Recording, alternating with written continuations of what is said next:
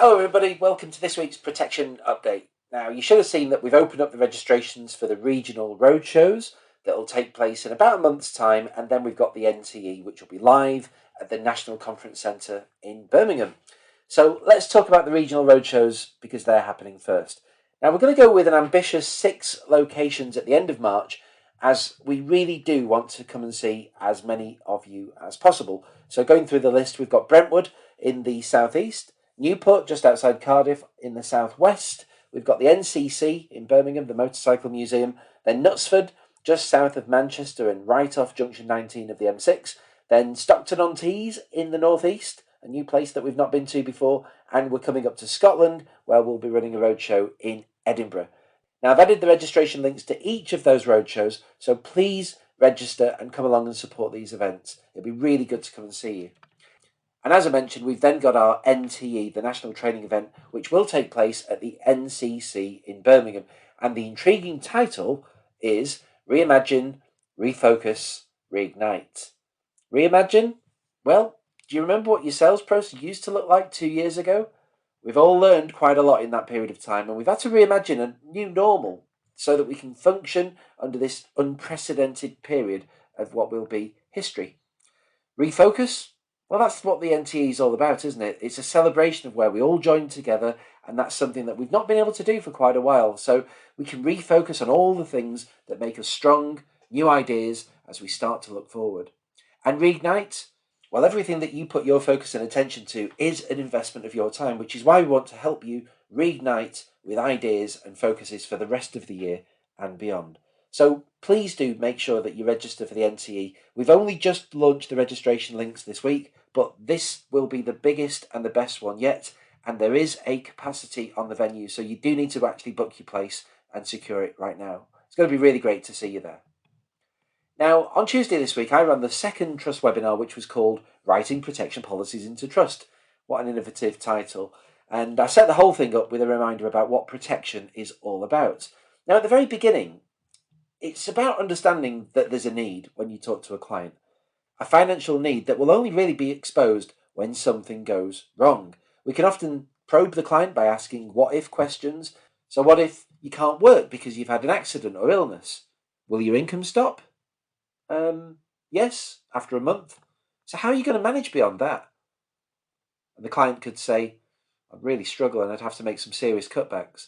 Now, of course, you know that the solution to a problem like that is income protection. If the client loses their income, it would be a financial problem, and we can replace that income with the income protection. And we'd explain this to the client by saying something like, and if you suffer an accident or sickness that stops your income, this policy will pay you a replacement income until you recover, or until the end of the term. Now, very often that's where our thinking gets to, the product solution and how it all works. But in fact, what about if they actually need to make a claim? Do explain what that looks like.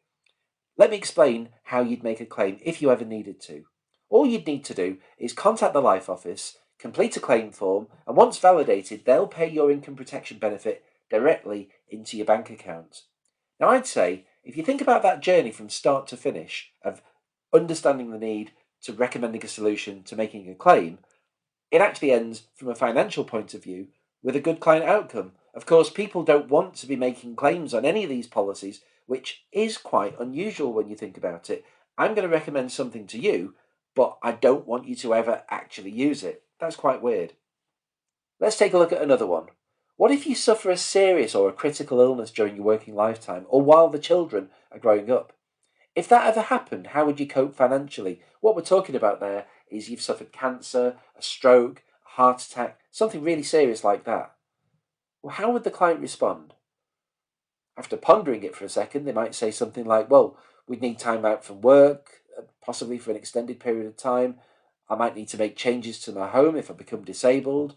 I could struggle to continue paying my mortgage. I wouldn't be able to pay for any private medical treatment. And something like that is going to have a big impact on you and your family, isn't it? Yeah, both financially and emotionally, they might say. Now, we know, of course, the solution to a situation like that is critical or serious illness cover. And the way that we explain its function could be something like, now the way it works is that if you're diagnosed with a serious illness or a critical illness, this policy will pay you a lump sum. Now, you can use those funds for anything that you feel is appropriate, such as all the things that you've just mentioned to me. And in terms of making a claim, well, what you'd need to do is contact the Life Office, complete their claim process, and once the claim has been validated, they'll pay the lump sum directly into your bank account. So again, from recognising the financial problem in the first place, which is that suffering a serious illness could have a big effect on the individual and their wider family, they might need to rethink the layout of the house, or they could just simply struggle to pay the bills, and that's because they might have lost their income. Now, that solution fixes the problem that you've identified, and we've even explained how the client gets to a position where they can actually make a claim. Now, I'd say that's another good outcome for the client. From a financial point of view, we don't want bad things to happen, but at least we fix the finances. But I want to take a look at one more, which is going to lead back to the subject in question, which is trusts, and it's really the most common protection solution of all, life cover. So if you were to ask your client this simple question, what if you die during your working lifetime, the time you've got a mortgage, or whilst you've got dependent children, will your income stop?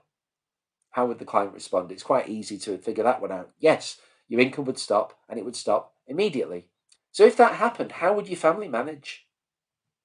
And again, after a bit of time to think about the question, the client could say, well, I guess I'm the main breadwinner, so my family would struggle, and I wouldn't want that.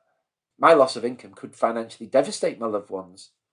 Now, the financial solution to this one, as we've just said, is life cover. Now, let me explain how it works, Mr. and Mrs. Client.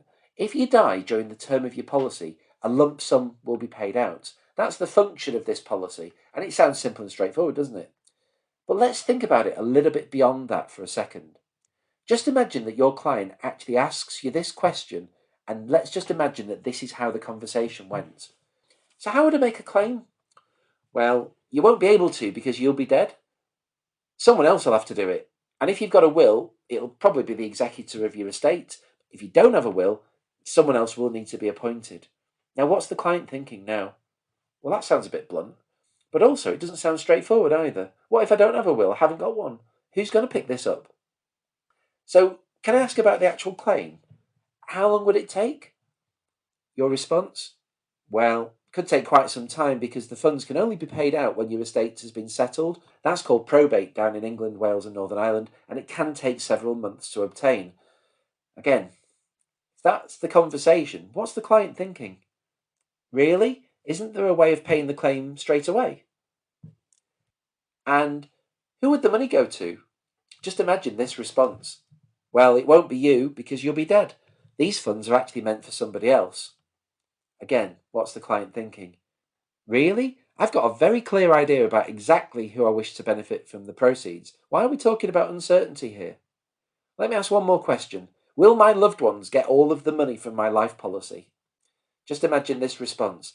Well, it does depend. The total value of your estate will be calculated for inheritance tax purposes. Your life policy will be in and amongst all of that with your other assets. And that means that your estate could have to pay an inheritance tax bill first, which could actually shrink your life cover payouts. Again, what's the client thinking? Really? Why would I choose to buy an insurance policy only to potentially pay a large portion of it to the government? It's not for them. What's your client thinking now about this whole arrangement? Why all this uncertainty? Is it worth it? The reason I love the topic of trusts so much is not just because it's the right thing to do and it does help clients get exactly what they want, but a big reason why I've invested a lot of my time into this subject over the years is that using trusts makes you, the advisor who gives financial advice, makes you look like an expert. It makes you look better than all the competition who've never mentioned it before. Now, we know that a lot of protection business is transacted without financial advice, a lot of it over the internet. But we also know that when people buy life policies themselves, they hardly ever write their protection policies into trust. They just don't do it. So this will give you a real edge. And I'm really delighted to see that the numbers of new policies written by the Right Mortgage and Protection Network are going through the roof. It really is quite amazing. So well done, and do keep up the good work. We're going to revisit the topic of trusts later in the year with some more webinars, but if you can't wait that long, there's going to be a recording to this trust webinar posted on the Protection Insight page. So just remember, the key test for anyone with a life policy is to ask 3 simple questions. With this policy, Can you guarantee that all the proceeds are going to be available and they won't be eaten away by tax? Will the money go to the right people? And will they arrive there as quickly as possible and not suffer months and months of delays? We call that right money, right hands, right time. So that's it from me for another week. Have a fantastic weekend, and I look forward to seeing you very soon.